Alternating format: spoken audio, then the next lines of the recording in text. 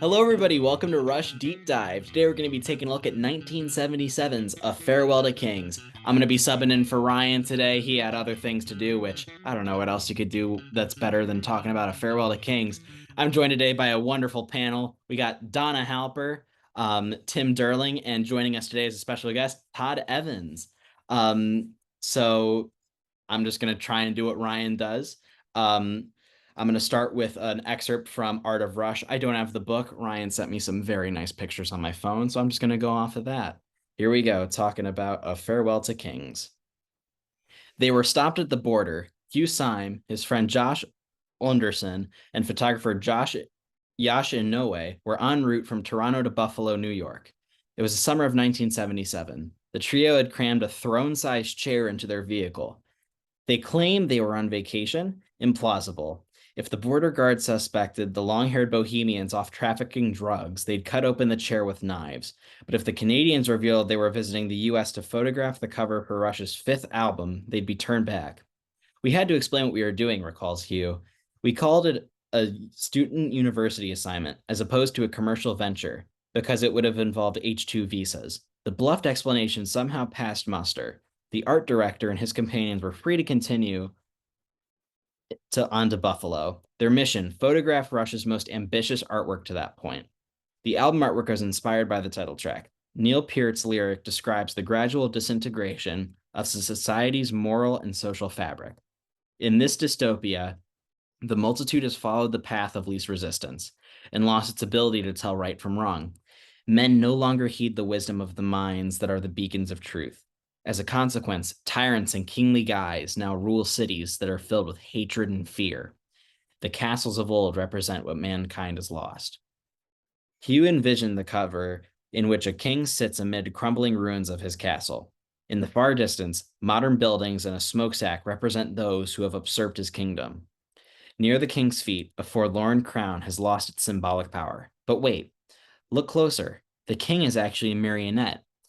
His limp joints are tied to strings that dangle from the sky like jellyfish tentacles. The puppet master has as much as anatomy as a shadow. This monarch has not been merely disposed, but entirely abandoned by his puppeteer. On A Farewell to Kings, we went a whole other direction, says Neil. This is the beginning of parody, exaggeration, and hyperbole, taking a notion of A Farewell to Kings and being irreverent and humorous with it. Hugh invited Josh and his appropriately gaunt bandmate in the Ian Thomas band to pose as the puppet king. Yash Inoue, the gentle-natured photographer renowned for mentoring photography students in Toronto area Nikkei artists, was recruited to shoot his second consecutive Rush album cover. The three men arrived at the site of a recently bulldozed warehouse and transformed it into the court of the dethroned king. As improbable as it was, I wanted to find some kind of ruined church, says Hugh. If I'd done it today, I would have found some bombed-out church from World War II or something. Someone gave me a notice of a building that was being demolished in Buffalo. I'm not sure it was particularly kingly in structure, but the destruction in the photo was probably the best we could do. Hugh chose Josh to model as the puppet because he was the skinniest person he knew. Additional bonus, like a marionette, he also had an elongated face with a high forehead. For an hour or two, Josh became Hugh's puppet king. Outfitted in royal garb from Malabar Limited, a theatrical wardrobe house, the guitarist sprawled lifeless on the golden tassel chair. Hugh ripped Josh's leotard at the knee. He added sculpey, a soft, pliable polymer clay, to Josh's kneecap and proceeded to create the ball and socket joint. The way that the wrist and neck seemed disjointed from the body, like that of a marionette, was accomplished through retouching, reveals Hugh. I used bleach and dyes to separate the hand and the wrist. I also retouched his lips, eyes, and eyebrows on the dye transfer. The more difficult task was adding the modern Toronto skyline to the photo. The smokestack represents the Industrial Revolution. Hugh cut the sky into the photograph of the obliterated building through emulsion stripping. They actually cut two transparencies together, and there was always a really crude line around where they cut, says the art director. You have to go in and bleach out the refraction and put new photo dyes to repair the marriage. It was all done on prints that were worth $750 each, and there was no Command Z. Lettering of the band's name album title was in Unicol script, in keeping with the medieval theme. For the back cover, Hugh painted a still life of marionette strings in the Russian colors of red and black. Hugh's final step was to add an illustration of puppet strings to the front cover photograph. Unfortunately, the strands were barely visible on the print of the LP. They were even less obvious on the later CD with its shrunken size. A dark velvet cape draped on the side of the throne is barely visible either, due to the poor contrast of the final printing progress. The printing was disappointing, says the art director. You need to schedule a press check with the guy who'd be simultaneously running labels for Quaker Oats and also a Rush jacket on the same print run. They don't care. When I got this back, it looked dark and the contrast was poor. Even the smoke in the sky became grainy, where it wasn't the original. My airbrushing was very soft there. The band's newfound commercial clout allowed it to once again command a fold-out LP. It featured a portrait of Getty, Alex, and Neil in a suitably regal pose. This was the Manor House in Wales, says Neil. Our friend Finn Costello was our main guy back then, but he wasn't available. Roger Stowell took the picture. We were recording in Rockfield Studios at the time and got in our dress-up clothes and did a photo shoot. The live photos were Finn Costello shots. It was a pivotal time for us, adds Alex. We recorded that album in England, the very first that we'd recorded over there. It's a very powerful cover, particularly for the title of the album. It speaks to the qualities of honor and integrity in many things. The artwork of A Farewell to King certainly reflects the Canadian band's promotion to the big leagues. It was far more ambitious than any of the preceding album covers. The composition is a bit like Doctor Who's TARDIS. The cover image inside of the black border seems impossibly bigger than the outside dimensions of the sleeve cover. Credit Hugh's composition. It boasts an impressive in-depth and width and height that adds up to a grand macrocosmic whole. What makes the image so memorable is the tragi-comic puppet king as the focal point. All the world's a stage, and he was merely a player. That was the album where I think Hugh really came into his own, Getty, says Getty. It powerfully conveyed the message of the record and of the title track. There we go. So a very big album for Rush in a lot of different ways. With all the different production in it. This was their first album that came out after 2112, which really broke them from a lot of the things that tied them back. And the first album recorded in England, which was recorded in Rockfield Studios in Wales. So yeah, very, very interesting background behind the album and with just incredible songs to boot. So let's just kick it off. I'll take it away with the title track, A Farewell to Kings. So the song starts off with this incredible classical guitar intro from Alex, something that we would come to see later on in songs like The Trees. But Alex's guitar playing here, it's nothing short of beautiful. Definitely sets the stage for the grander feel of this album. And as he continues playing, Getty accompanies him with a synthesizer, and Neil plays some bells to further emphasize chords and stuff like that. A great example of how the guys are able to strip back but still make a very strong arrangement. Then, after a brief silence, the band comes crashing in with this massive triumphant motif, showing off Getty, Alex, and Neil playing at their fullest. Getty's bass tone is incredible on this album and really cuts through the mix and, makes a statement that, these guys, they don't sound like your normal rock band. They got a lot more to them. Eventually they transition into the verse.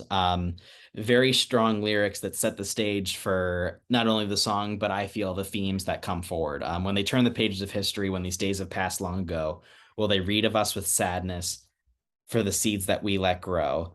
Kind of bringing up the themes of like legacy and kind of how things have evolved.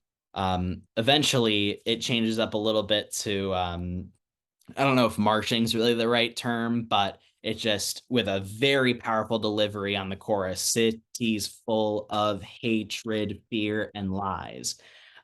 Definitely emphasizing the lyrics in that, with Getty coming out with a very impressive thing on beating down the multitude, his voice goes up very high, but doesn't waver at any point, which is just incredible vocal work right there. The song repeats into a new verse. And we start to see some more of how the world is reacting to this kind of like new society, I guess. The hypocrites are slandering the sacred halls of truth, ancient nobles showering their bitterness on youth. Can't we learn to feel what's right and what's wrong? Um, After Getty screams what's wrong for a second time, they go into this really cool, almost like breakdown part with Neil doing these incredible stabs on the hi hat and the kick drum, and Getty coming in with a bass riff. Then Alex lets go the first guitar solo of the album, and wow, this is a really really great solo. Super inventive playing. Just how it carries the notes with like little almost like dive bombs and stuff. There's a lot to really pick apart in this solo. Um, but as the solo goes on, they slowly start to bring it back into some more kind of bring it back to where the song was at before until they eventually just hit a full stop and then go right back into the chorus. Um, and just how it goes back in and then eventually closes out with the motif that not started the song but what came after the classical guitar intro. It really carries the song out on a high note. Um, this is, in my opinion, it's one of Rush's best album openers, and it really sets the stage for everything to come. Um, I never got to see Rush live, but I did get to see Primus play through A Farewell to Kings on their recent Tribute to Kings tour, which I think just recently concluded as the time of recording this episode. And I seeing that show live only made me wish I got to see Rush live in the 70s. They did an incredible job with the song, and seeing it live was just so cinematic. Disregarding the Primus set that came before it, just seeing the guitar player out with that classical guitar was great. But I am envious, and I can only imagine what it was like to be there on that tour in '77. Just a great, great way to start the album and to set everything in motion for what's to come later. Very excellent. Do you guys have any thoughts on the title track? I love it so much. Like, Moving Pictures is probably my favorite Rush album, Mhm. but this is at number two. I love this album. For me, this is one of those perfect recordings where there's not one millisecond of wasted space. And I have the fondest memories of the first time I saw the video to this song. It's the first sort of more obscure Rush song that I'd heard before I had all their albums. And I just remember like that classical intro, and it's cutting to all those scenes. There's like the swan swimming, and it shows like an old church, and it seems so outer worldly.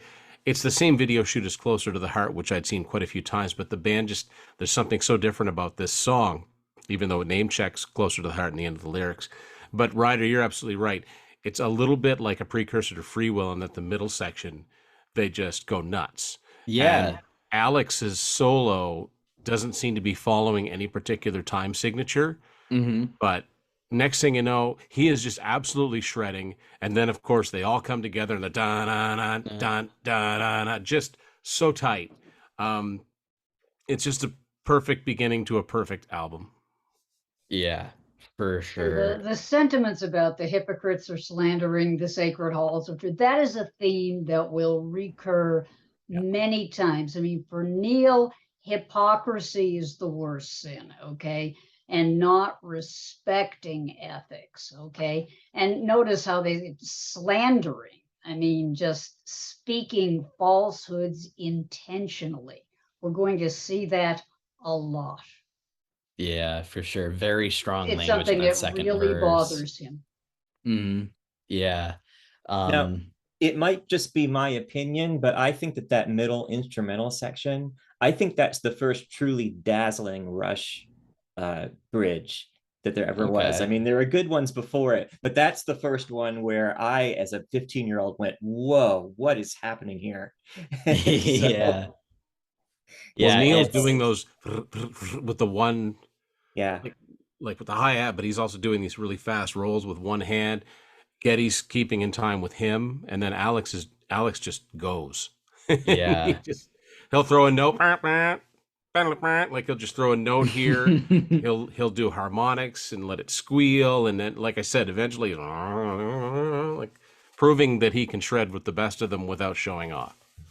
Yeah, I mean it's definitely a very like engaging piece of music. Even just that section.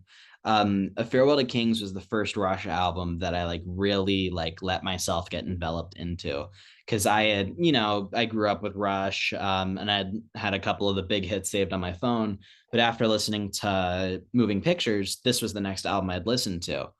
And it sounds super cliche to like when you're talking about Rush and like early childhood, not early childhood, but just like as you're discovering what music is. I didn't know music could sound like this. And this album, I mean, it completely changed how I saw my main instrument of the bass, and then just how it can interplay with the other musicians, especially in that bridge section. Because there's so much stuff going on, but even at points, Teddy and Alex almost link up a little bit in Alex's guitar solo. It's not necessarily trading riffs, but just the way they carry certain passages, it kind of like flows through together really well. It's kind of neat. It's something you really just got to sit down and listen to the track and experience. But yeah, A Farewell to Kings, great start to the album. So let's hop a little bit further in the track list, with Donna talking about Madrigal. Yeah, what a great song. Um, I was saying before we started taping, um, as much as I think I know my Rush songs, I had completely forgotten about this one. I mean, it was never performed live, at which I had to check myself there. I mean, there's so many songs that were even once, twice, but this never was. And when I saw that in print, I was like, nah, it had to have been performed at some point. Never was. And it is such a beautiful love song. And dare I say it for all the people one more time, Rush can't write a love song. Excuse me. I think this is just a beautiful song. And one of the great things about doing these webcasts is that it makes you revisit certain songs and perhaps reevaluate them, listen with fresh ears, kind of think about them in a different light. And that's how I am with this. At the time the record came out, I liked it, but I liked Closer to the Heart. Okay. I really liked Closer to the Heart. And I could not for the life of me understand why it never became a hit. It was released as a single. In fact, interestingly enough, if my memory serves, because I was a DJ at the time, I am almost positive that Closer to the Heart had as the B-side Madrigal. And that I think was you're the right. first time I heard it. Am I right on that, Tim? I think so. I think that is the B Yeah, side. Yeah. because that's my recollection. We were still playing vinyl at the time. And I'm almost sure that was the B-side. And I remember really loving Closer to the Heart and thinking to myself, this will be a hit. This will put them on the map.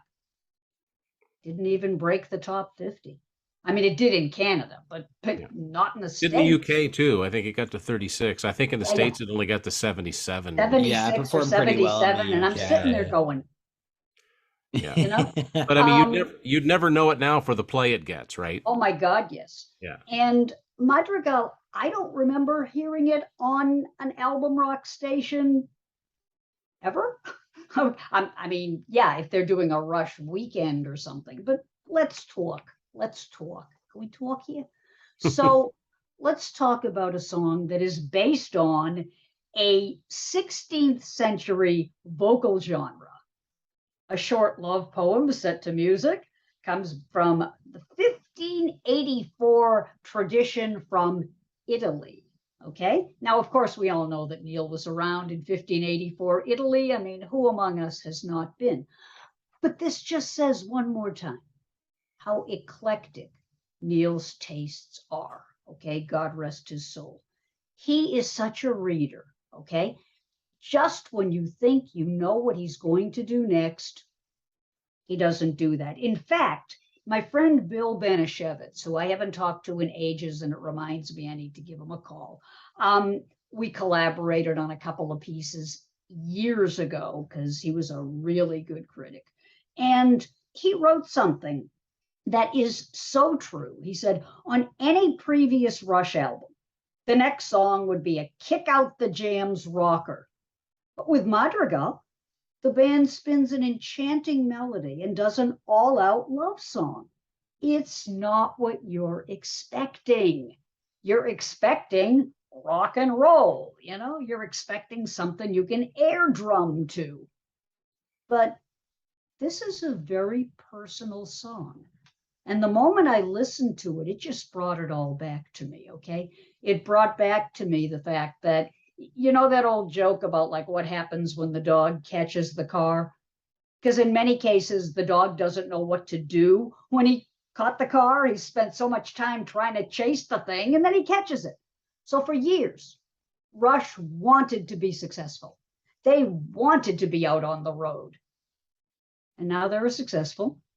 And now they were out on the road all the time.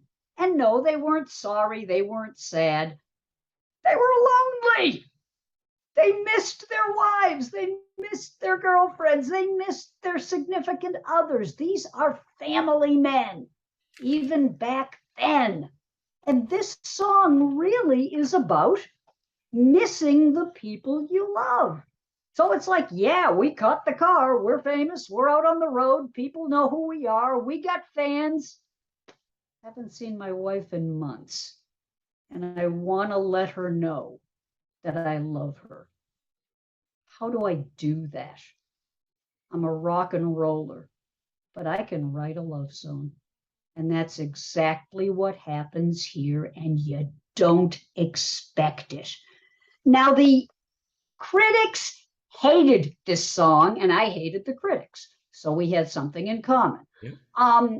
Various critics, the guy from Rolling Stone, the guy from the New York Times. I mean, I remember this, okay? And they were like, oh, they're pretentious. They're trying too hard. They're trying to be highbrow. I still remember Robert Christgau, excuse me, okay? I mean, yeah, there were a bunch of critics that were just like, ew, Rush.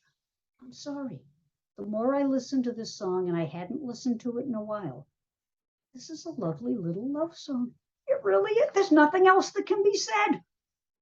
When the dragons grow too mighty to slay with pen or sword, interesting images there. Neil being a reader, of course, he's going back to an old literary theme. Our hero has to slay a dragon. You can find it in the Bible. You can find it in the Gilgamesh epic. You can find it in Greek mythology. St. George and the Dragon. Lancelot has to slay a dragon. Name me some hero in literature who didn't slay a dragon. And the word slay, that old English, okay, back to being the reader. And the thing about to slay with pen or sword, there's a very famous expression. We in journalism kind of like it. The pen is mightier than the sword. Woody Guthrie, the great folk singer, on his guitar, it said, "This machine kills fascists." When you're a songwriter, you have the ability to slay dragons. You have the ability to speak out. But you also have the ability to sow peace and sow love. And the guys are feeling like the road is tough. The road is brutal. The dragons are everywhere. The people that hate us are everywhere. The people that want to criticize us are everywhere. I grow weary of the battle and the storm I walk towards, when all around is madness and there's no safe port in view. Now, just when you're expecting, he's going to get him now, boys. No, I long to turn my path homeward, to stop a while with you. Wow. I mean, there's romance here. There's poetry here. There's love here. When life becomes as barren and as cold as winter skies, There's a beacon in the darkness and a distant pair of eyes. In vain to search for honor, in vain to search for truth. But these things can still be given. Your love has shown me proof. Look at what he did there. He associates love with honor and with truth. In the end, the one true thing is your love. Your love is something I can believe in. Who knew that Neil was romantic? I did. Those of us that are fans did. But most people, when they thought of Rush, they didn't think of that romantic side. I am so glad that I had to revisit this song. I invite you to revisit it too. It's arranged like a madrigal. It's arranged with that, the musical style of the old days. One last thing I'll say, and I hope I'm not being boring. The word madrigal has a very interesting history. Some people think that it goes back to a word in Italian that means the womb.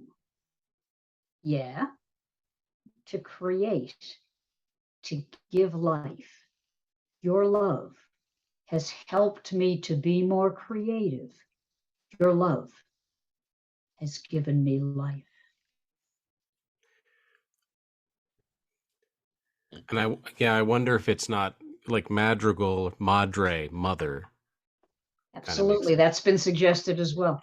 Not to mention the fact that this album, probably can't see it, but it says dedicated to Nancy, Charlene, and Jacqueline. So they dedicated this album to their wives. And oddly enough, that did not make the original CD reissue for some reason. But it's so sparsely played, and they played just what's needed. Geddy's playing these beautiful, like gliding.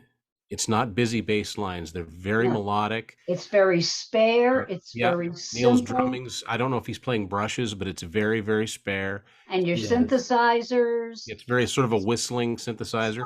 It's Oddly enough, the very next year, 1978, one of the band's, Todd knows what I'm saying, one of the band's biggest influences, Yes, also recorded, probably at Rockfield, on the Tormato album, a song called Madrigal, and it's got like a harpsichord in it, so it's probably the same type of structure. It's not necessarily a love song, because half the time I have no idea what John Anderson's singing about. There you go. I actually like that album a lot, but so good. Yeah, it's not as personal as Mad. No, and the fact that at 23 years old, 24, I guess he would have been almost 25.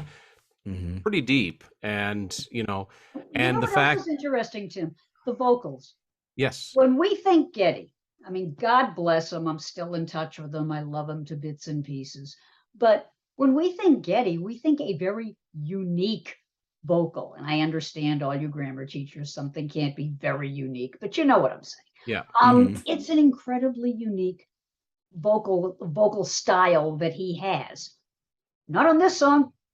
On this song, there's no high energy screaming, shouting. It's like Tears. He's just singing the melody. This is why Bill Banashevitz said this song represents how weary and how sad they felt, how they were looking for something they could believe in, and that something was the love of their family.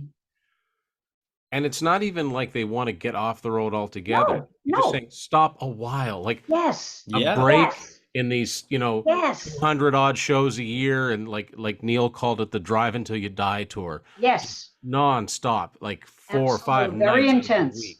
Yeah. When I think of the song, the word gentle comes to mind. Very gentle. It's such a gentle song. You could play this. And interestingly enough, if you got friends out there that don't like Rush, just play this song for them. Don't tell them it's Rush. Just like, what do you think of this one? I guarantee you the average person is going, what a nice song. Yeah. They'd probably guess every 70s rock band but Rush. Yep. They'd try to think they could figure out who it was, but they wouldn't get it. Absolutely. Yeah.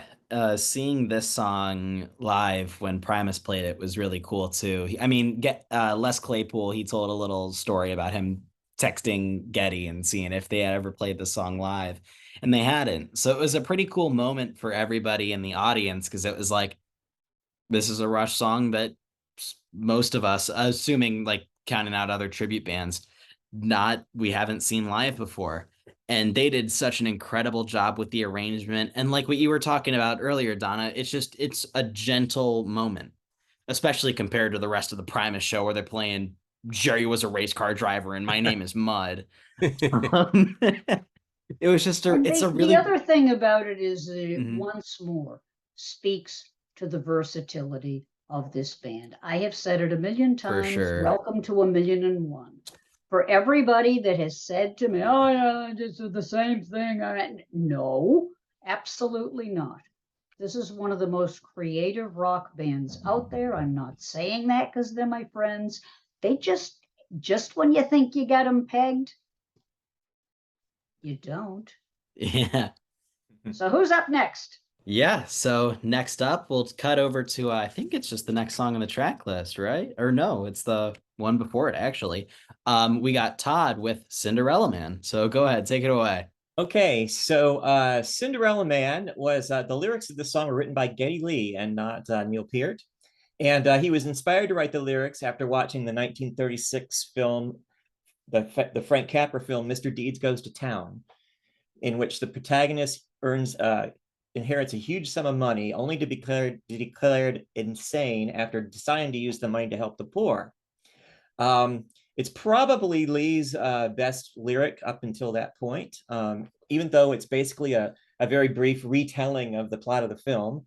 It's definitely much more ambitious than songs like Need Some Love and stuff like that. Not to put down Geddy, he was writing what was expected of him, but it's definitely different from what he had written previously. And instrumentally, it starts out pretty much straightforward rock and roll kind of feel, and then it transitions into something kind of folky. The song is led by Lee's melodic vocal and with an unusually laid back chorus over Lifeson's strummed acoustic guitar. Neil Peart said in the Farewell to Kings tour book, and I actually read this in the song by song book, that he said, this one gestures a very unusual for us instrumental section that might even be called Shudder Funky. And this is mostly due to Geddy Lee's funky bass line. And Alex's pretty innovative guitar solo for a song like this follows, and his guitar solo pans from left to right in the stereo speakers or in your headphones. And then it transitions briefly into a heavier style before transitioning back to the chorus. Okay, so lyrically, a brief synopsis of the movie Mr. Deeds Goes to Town. So Longfellow Deeds is a character played by Gary Cooper. He's a naive country gentleman who moves to New York City from Mandrake Falls, Vermont, after inheriting $20 million from his uncle who dies in a car crash. Once he gets there, he learns a lesson in human nature as he is duped and manipulated by supposed allies who are actually basically crooks, including his uncle's dishonest, conniving lawyer, John Cedar, who tries to get Deeds to sign over power of attorney so his firm can invest the money, otherwise known as steal the money. And Jean Arthur plays Babe Bennett, a newspaper reporter who masquerades as a distressed job seeker so that she can get close to Deeds and write a bunch of degrading articles about him. When Deeds finally decides to give his inheritance to the poor and downtrodden victims of the Great Depression, his sanity is questioned. And so I'm going to just say, as we go through these lyrics, spoiler alert, if anybody has not seen this film from 1936, I am going to give away the plot. But Getty sort of does that in the song. So I'm going to go ahead. If anybody, doesn't want the film spoiled for them, that's my warning. So the song starts out with the words, a modest man from Mandrake, traveled rich to the city. He had a need to discover a use for his newly found wealth. So Longfellow Deeds is an eccentric character. He's a musician. He plays the tuba. And it makes me wonder if that's what inspired Geddy Lee, because the tuba is basically the 1936 equivalent of the bass, the electric bass. So And he's well loved in Mandrake Falls. His job is to write poetry for greeting cards. And when he's told by these lawyers that he's inherited all this money, he says that he doesn't need it. But he's brought to New York on the train, and he moves into his uncle's mansion, which has a full staff. And so we move on. Because he was human, because he had goodness, because he was moral, they called him insane. So a couple of little facts about Longfellow Deeds. At one point, a competing lawyer for the millionaire uncle's other nephew, basically Deeds's cousin, who his uncle didn't like, who didn't get any money, tells Deeds that his cousin has a common law wife and that they have a child. And Deeds immediately says, well, you know what? She should get all the money then, because I don't need it. And another thing that kind of shows off the kind of person he is that he has a personal assistant. And at one point he's getting dressed to go out. And the assistant is on his knees in front of him, and he's holding out his pants, like, to help him get his legs in his pants. And Deed says, what are you doing? And the man says, I'm helping you get dressed. And Deed says, I don't need your help. And don't ever get on your knees ever again. He was distressed that somebody was kneeling in front of him in servitude. That made him upset. So moral guy. Okay, so we move on to delusions of grandeur, visions of splendor, a manic depressive, he walks in the rain. So let's put a pin in that manic depressive part, because that sort of follows later in the plot. It comes back in the lyrics anyway. So we'll talk about that a little bit more in a minute. Eyes wide open, heart undefended, innocence untarnished. Okay, so obviously this Deeds fellow is a good man, a righteous man. There's one quote that he talks about being in New York for the first time, and he says, people here are funny. They work so hard at living, they forgot how to live. Last night I was walking along and looking at the tall buildings, and I got to thinking about what Thoreau said. Quote, they created a lot of grand palaces here, but they forgot to create the noblemen to put in them. Unquote. I'd rather have Mandrake Falls. So there you have an example of innocence untarnished, because he's seen the city and he says, no, I don't really like it. I'd like to go back to what I had. So here we get to the chorus, and I've always wondered what Cinderella Man really meant. So Cinderella Man, doing what you can. They can't understand what it means. Cinderella Man, hang on to your plans. Try as they might, they cannot steal your dreams. So Cinderella in this case, it really simply means a person with newfound wealth. Kind of like in the fairy tale Cinderella, the slipper fits and she marries the prince and he's rich, and so she's rich. And so there really isn't much more to it than that, but there sort of is, because it explains, it's a little better explained later. So the newspaper reporter, Babe Bennett, she tells her editor, who's looking for an angle on how to cover this Deeds guy, that she will get to know him and then write a series of derogatory articles. She doesn't really care that much about doing it, but she agrees to do it when she's told that she'll get a month's paid vacation if the stories are successful. So Babe, pretending to be somebody named Mary Dawson, and that's who Deeds thinks she is at first. So we'll just keep calling her Babe just so it won't get confusing. Pretends to faint, and Deeds picks her up. And earlier, and says, are you okay? And earlier in the movie, it's revealed that Mr. Deeds had never been married because he was waiting to rescue a woman in distress. So not only did he, would he want to get married and, find a woman and fall in love and get married, but he wanted to find a woman that he could help, that needed help, so that he could help her. And so anyway, Deeds takes Babe to a fancy restaurant because he's heard that there are writers and poets that eat there. And so he meets a table full of writers and he gets all excited, and they ask him what he does, and he says he writes greeting cards. And after a little while, he starts to detect that they're making fun of him. And so he gets so upset about that, and he says, how can you be so cruel? And then he punches one of the writers, and one of the other writers, a poet, is impressed that he did that. And so he says, I'll tell you what, you want to see the sights, I'll take you and Babe around the town and we'll go on a bender and we'll see the sights. So the next day, they don't show this bender in the movie, but the next day, Babe makes Longfellow Deeds a front page joke, mockingly naming him Cinderella Man, which he hates, and writes headlines like Cinderella Man, Man on Spree, small town poet laureate shows big city how to cut up, feeds horses donuts. And so what that refers to is that apparently when he goes on this bender with this other gentleman and Babe, he starts feeding a horse donuts. And the man who owns the horse says, "Why are you feeding my horse donuts?" And Deeds says, "I want to see how many donuts the horse will eat before he asks for coffee." And when I heard that joke, I thought, you know what? That sounds like a joke that Getty, Alex, and Neil would like. Yeah. So Getty probably thought that was pretty funny. I thought it was pretty funny. But so on another occasion, Mary and our Babe and Deeds are sitting in the park bench, and she reveals that she plays the drums. Again, another thing that Getty might have identified with. And so they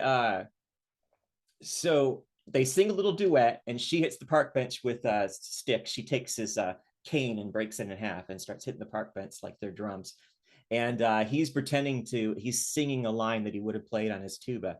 And a fire engine comes through, and he jumps up and he runs after the fire engine, and Deeds jumps onto the fire engine, telling the firefighters, what does he say? He says, "I'm a Mandrake Falls volunteer firefighter." And so the next day in the paper, the headline is Cinderella Man, Fire-Eating Demon. And so anyway, eventually he writes her a poem and he declares his love for her and asks her to marry him. And then after he says that, he says, "You don't have to say anything right now," and he just runs away. And so she later on, after that happens, Babe is she's at home, she's talking with her sister Mabel, and she says, "Mabel, that guy is either the dumbest, stupidest, or most imbecilic idiot in the world, or else he's the grandest thing alive.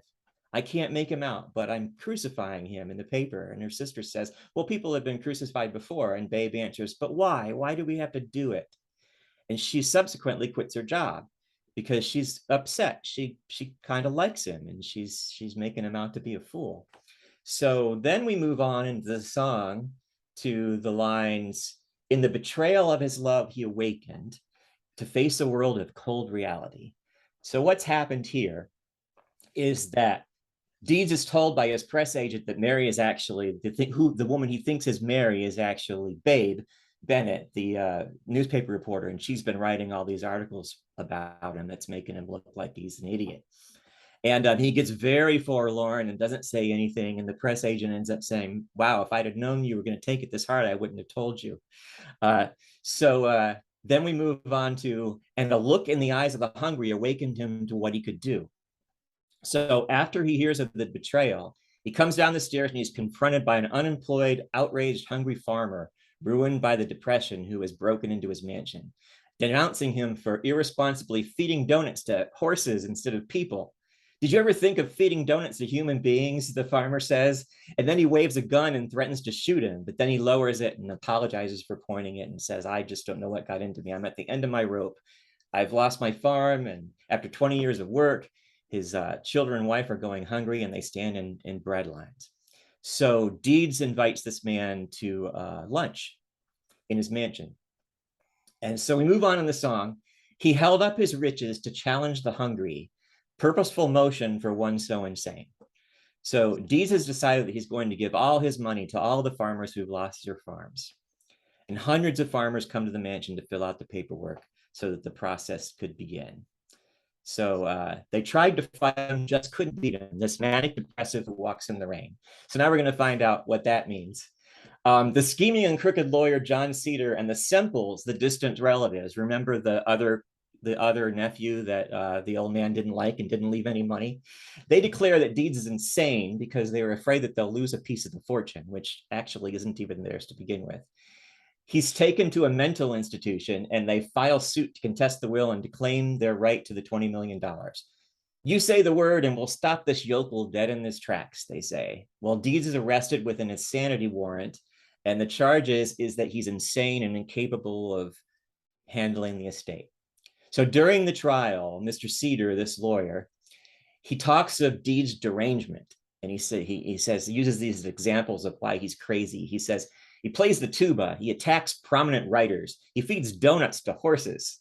He rides fire engines. He walks in the rain. I mean, who walks in the rain other than a crazy person, right? So there's our connection to the lyric. And irresponsibly offers his money to finance failed farms. The lawyer argues that Deeds is a radical danger and a hallucinating crackpot. He accuses Deeds of fomenting a disturbance from which the country may not soon recover. Well, where have we heard that? That's the old, you'll throw everything out of whack. You can't, it's basically, you can't help people because they'll forget how to help themselves, isn't it? We can't let him give away money. What'll happen if he just gives people money for free? So then we get to a psychiatrist comes up, and he's a Freud lookalike.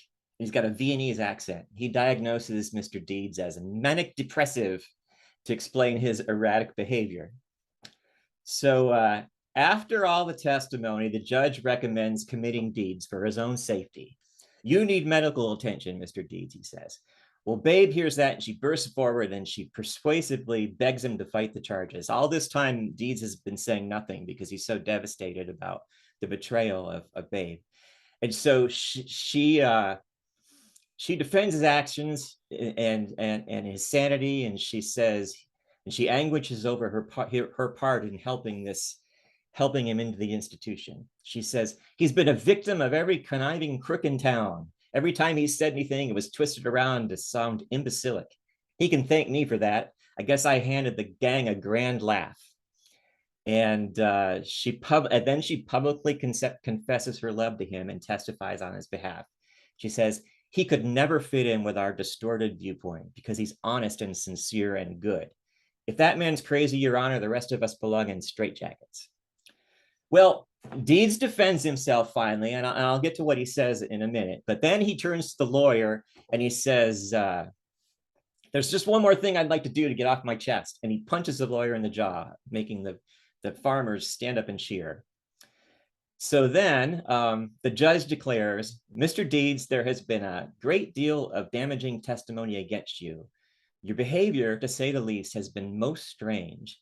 But in the opinion of the court, you are not only sane, but you're the sanest man that's ever walked into this courtroom. Case dismissed. Very Frank Capra, right? the person who you think is going to be the bad guy says, I have realized the error of my ways. So if we go back to the chorus, Cinderella Man, doing what you can, they can't understand what it means. Cinderella Man, hang on to your plans. Try as they might, they cannot steal your dreams. So when Longfellow Deeds is defending himself in the courtroom, this is what he says. He says, from what I can see, no matter what system of government we have, there will always be leaders and there will always be followers. It's like the road in front of my house. It's on a steep hill. Every day I watch the cars climbing up. Some go lickety split up that hill on high. Some have to shift into second, and some sputter and shake and slip back to the bottom again. Same cars, same gasoline, yet some make it and some don't. And I say the fellows who can make the hill on high should stop once in a while and help those who can't. That's all I'm trying to do with this money. Help the fellows who can't make the hill on high. And so that's pretty much what Cinderella Man is about. That's great. I never knew it was based on a movie. I thought it was based on the Adam Sandler movie. Well, it kind of is because I know that's very, very loosely based on the original. Because when that Mr. Deeds movie came out in like 2002, I was like, "Oh, this is I recognized through certain plot elements." Yeah, and also a coworker of mine who's also a Rush fan. I'm pretty sure, Todd, that it was this movie he played me a clip of. Is there some point during the court testimony that someone refers to him as pixelated? Yes. So that's the movie. Yeah, he's pixelated. Yeah, there are these two women who from this town, Mandrake Falls, and there are these two old women and their sisters, and it's one of those kind of Frank Capra jokes where they don't say anything until they whisper in each other's ears first. Yeah. And so their testimony is that they call him pixelated, and of course the judge asks, what does that mean? And they say, well, basically it means that he's not quite right. And so when Deeds is sticking up for himself, he asks the two ladies, he says, where do you live? And the one woman says, in a house. And he says, and who owns that house? And she says, well, you do, Mr. Dees. And he says, and do you pay rent? And she says, no, I don't pay rent. And he says, how many people in Mandrake Falls do you think are pixelated? And she says, well, everybody but us. So she basically thinks everyone's crazy. So yeah, that's one of the comic release scenes. Those two women, and they're actually hilarious. But I went ahead and watched the movie because I rented it on Amazon because I thought, okay, this will really help, because I was struggling with it a little bit, and the synopsises that I was reading online were all very lengthy, and so I thought I need to just watch this movie, and so I did, and I'm really glad I did. And now the song really makes perfect sense. Okay, I'll have to check that out. I mean, it sounds like a really great movie, and It's there's an funny, incredible song to go with it too. and I mean, it's kind of cheesy. It's like they talk really fast. The New York people are like, well, it's like this, you see, they talk like in old movie talk, but it's very funny and very charming. So I recommend it. Yeah, that's awesome. And it's a great rocker to boot too, It musically is, too. yeah, This song is great. There's a lot of really cool motifs in this song. How it towards the end of the song it bounces back and forth between the like chorus section and then like into the verse. There's all these cool Yeah. different riffs that get yeah, traded back and Da, da, da, forth. da, da, da. Yeah. yeah, And Yep. it once again illustrates how many influences there are in this band's lives. I mean, from popular culture to old movies to, 15th century poetry to the Bible. You never know what Neil's going to come upon. Well, and Getty, in writing these lyrics, it's really amazing how easily he condensed it into something much shorter, but Yeah. And it that's the other makes thing. perfect sense. When we think Rush, we don't necessarily think, oh, Getty writes lyrics. We think Neil, okay? Or Getty and Alex collaborated on more stuff than I think most people realize, and they inspired a lot of the stuff that Neil did. And Neil gave them credit for that. I mean, yeah, on most songs, it's like all three of them are written as the co-authors, but they really did play off of each other a lot. And it always bothered Neil that he got the credit and they didn't. So this Yeah. is one of those cases where you can point to Getty and say, Yeah, you did this. and from what I could tell, there's not a whole lot out there, but from what I could tell, Neil thinks pretty highly of this song, and he Yeah. he thought the lyrics were really good. You Mhm. know, Just high praise. just like different strings, you could switch the credits and just say Neil wrote the lyrics, and I don't think anybody would have batted an eyelash. No, was it that doesn't sound like something Neil would write. No, they're very intelligent lyrics, and they sing well, and um, yeah, Yeah, it's definitely a standout track with the rest of the track list on here. Just very pleasantly surprised with how the album just continues to just never let go with just the quality and just Mhm. how the album just flows together perfectly. And with that, we'll go to the last song on the album. My favorite, not only my favorite song on the album, but probably my favorite Rush song ever. Tim's going to take it away with Cygnus X1, Book One, The Voyage. well, one of the things that I like too about Madrigal is that it gives you this false sense of, calmness. And then it goes into one of the most menacing, cinematic, tour de force songs in the Rush catalog. And it's a really good example of how Getty, in interpreting Neil's lyrics, almost becomes an actor because he goes through every spectrum of emotion here. Um, it's ominous, invisible to telescopic eye, and they've got the flange on his voice. But then he goes into like a narrator warning people, all who dare to cross her course, that part. But when he's, I set a course just east of Lyra, he sounds positive. And then by the time you get to the end, spinning, whirling, still descending like a spiral sea in any, he's singing with complete abandon, and he sounds terrified. Stuff is going wrong. You're pulling 6 Gs like you're like in a wind tunnel and you're going into this black hole. You think you're going to die. You have no idea what's going to happen. Like, you know, that a tour de force vocal from Geddy. He goes through just about every trick in his book as a vocalist. From calm to absolutely raging, terrified. And it's one of some of Rush's heaviest riffing and the craziest playing. You've got Terry Brown, the producer, in the beginning doing in the constellation of Cygnus whatever effects he's got in his voice. And I remember the first time listening to that, I listened to it with headphones, and the black hole of Cygnus X1. Like there's this thing comes out. You're like, whoa, what's that? And the other thing that startled me was nevermore to grace the night. Like just magnificent use of effects. And then you've got you sound like you're in space, but then here comes Geddy's bass, and it just gets louder and louder. And you have, like, for them, this is a song that I have to imagine they're looking at each other in the studio. Dun, dun, dun, dun, dun. Dun, dun, dun, dun, dun, dun. You can't count that. There's no time signature there. It's by feel.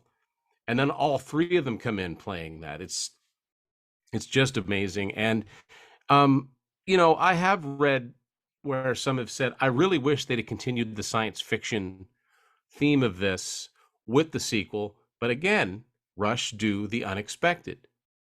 They go from a totally sci-fi thing, although black holes were being talked about at the time, I think, in Newsweek and Carl Sagan and things like that. Again, Neil being the wide reader he is. Then all of a sudden you go into Greek mythology in part 2, and Cygnus comes back into that as well. But as far as the first part goes, and again, sounding like it's out in space after you think the song's over, Alex, like those spare chords, and they just gradually, you just want to keep listening. Just when you think, okay, they must be done. Oh, there's another one. He keeps changing the keys, and just a masterful way to close the album. And it's almost like a movie ending on a cliffhanger. It's like, well, we know you're going to buy the next album because you want to know how this resolves. But for a band that never did movie soundtracks, I think they could have. And I think it would have been really, really cool.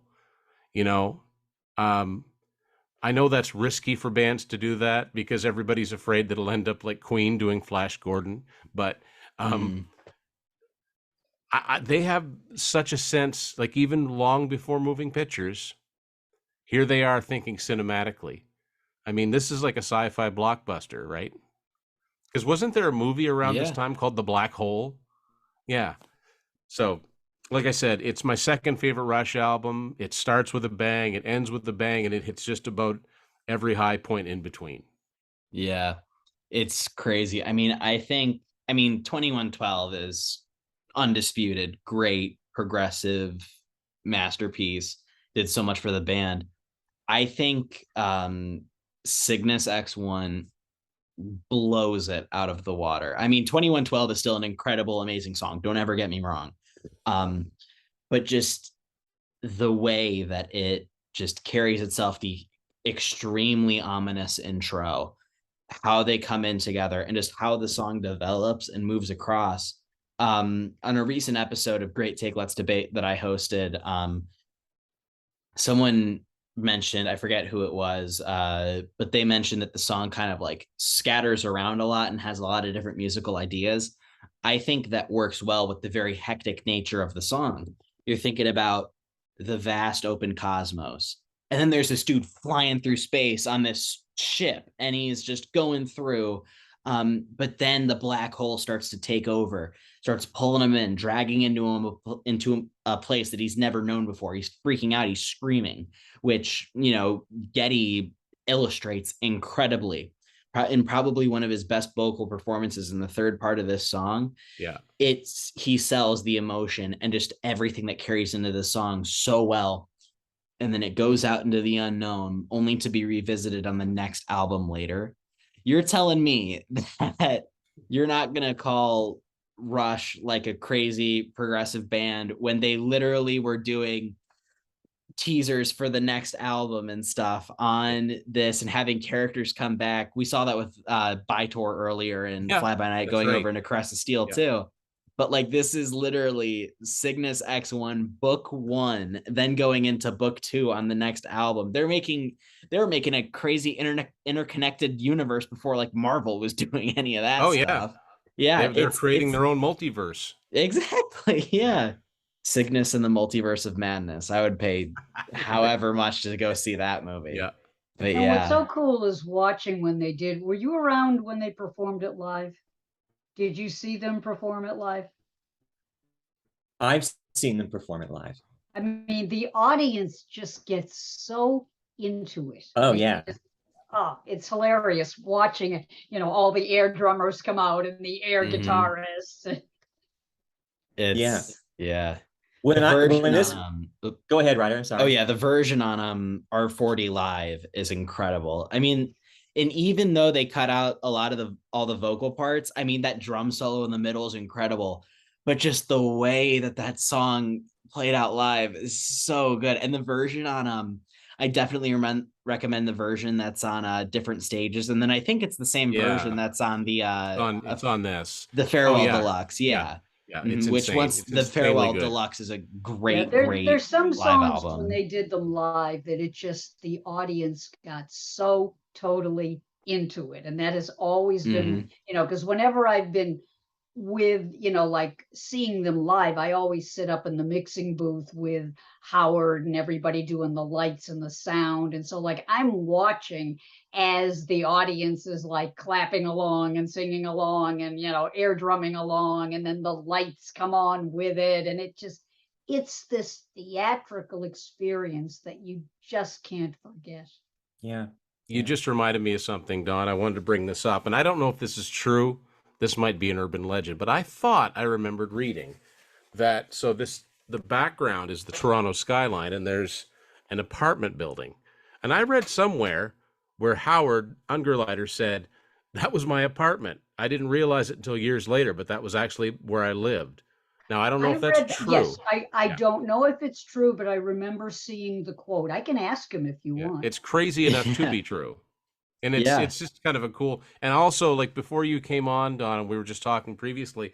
When I was a kid, of course, like when I was a kid, I had this very small, right? I used to wonder if that was Alex. Has anyone else wondered if that was Alex on the cover of A Farewell to Yeah, Kings? I remember having discussions with my friends about that. Yeah. It's definitely a very Alex That's a very thing to that's do. a very Alex pose. Oh, it is. It doesn't look like him, but it looks like something he'd do. He Oh, would yeah, do it. yeah. Yes, he would. Mhm. Yeah, this And has then- been a tremendous amount of fun, folks. This really Yeah. has been. There we go. A Farewell to Kings, one of Rush's it. absolute greatest. I can always put this Albums. album on. I've always got time for it. It's And so if you're good. watching this on the webcast and you're sitting there like ready to throw something at the screen because we forgot to mention X, Y, or Z, leave it in the comments. We read the comments, we answer the comments. We're always happy to hear from you. For sure, yeah. And we didn't even touch on probably what the two songs that people know this album for the most, Yeah. Xanadu and Closer to the Heart, which really gives a testament to how great the other songs on the album are, and that you should go check them out. If you have the album physically, really sit down and just immerse yourself, look at the album art, read the lyrics as you're doing it. There's so much sonically and just surrounding this album that I can recommend it to pretty much everybody. There's something here that anybody can enjoy. It's a pretty user-friendly album, really. really For is. sure, yeah. I have some buddies that they aren't all that big on the proggy stuff from Rush. I have friends that are really just into the debut album and Fly By Night, and whenever they want to like really sink into an album, this is the one I always go to. I think this is a very accessible album. I'm sorry. Yeah. You know, I got into it with a couple of the critics, and I was like, you know, how can you say this is pretentious? This song, and yet they're all just pretentious. No, Well, there's something on this album for everyone. And For another sure. thing too, when I first heard this album, I was 15 years old. So I had only discovered Rush like maybe 6 months before this. And so as soon as I hear the beginning of Cygnus X1 and the constellation of Cygnus, I was 15 years old. I was totally sold. I was like, yeah, I'm going to buy this. And then when it got to the end and the spinning, whirling, still descending, I was like, whoa, they're serious. Yeah. I mean, Yeah. so yeah, I think this is a really super easy album to sell. To lots I'm just of trying to different picture countries. Getty in the studio singing that part, and Terry behind the glass going, "He's going to hurt himself." Oh, he would come up with stuff that you sat there going, how does he do that? Yeah, and able to talk afterwards. Yeah.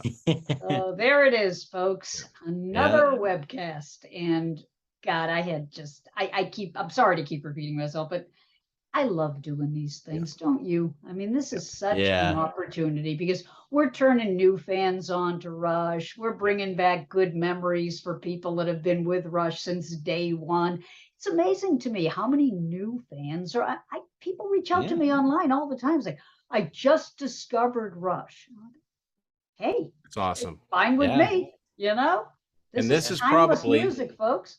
my favorite logo. Of all the logos they used, this might be my favorite. I'm fond of it too. Yeah. Yeah. It's great. So thank you so much for just being with us for all of these. I mean, can't wait to see where it goes from here. I think we'll do another one. Yeah. Who knows? But yeah, thank you guys so much for joining us in this discussion of this incredible, incredible album. Like Donna said, don't forget to leave a comment below. We'd love to hear what you have to say. Don't forget to like and subscribe and ring the bell so you know when our other shows like Rush Roundtable, Rush Roots, and everything else start airing. Once again, thank you guys so much. Have a great rest of your day. Rush on.